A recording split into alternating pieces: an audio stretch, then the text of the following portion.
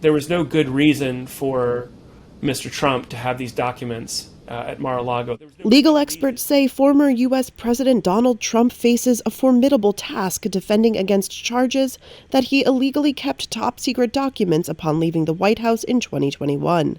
The 37 counts against him were unsealed in Florida federal court on Friday and include violations of the Espionage Act, obstruction of justice conspiracy, and false statements. National security law experts are struck by the breadth of evidence in the indictment. They say it makes a strong case for prosecutors' allegation that Trump illegally took the documents and then tried to cover it up. This is Craig Green, a law professor at Temple University. Again, these questions of intent become very important. The closer and more attentive Trump has been to the location of the boxes, the harder it is for him to say, oh, it was just a mistake.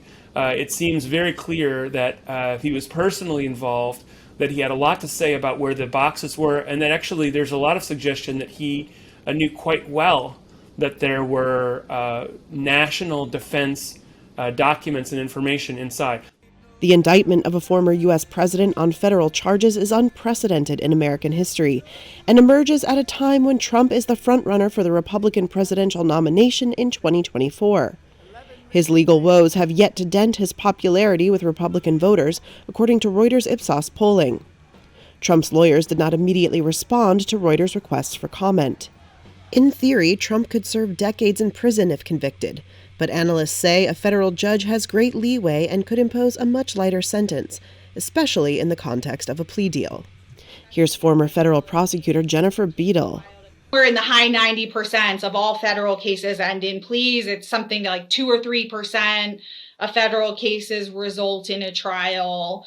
Typically, a federal defendant will get a much better sentence out of a plea. But Trump has proclaimed his innocence and called the case a witch hunt orchestrated by political enemies.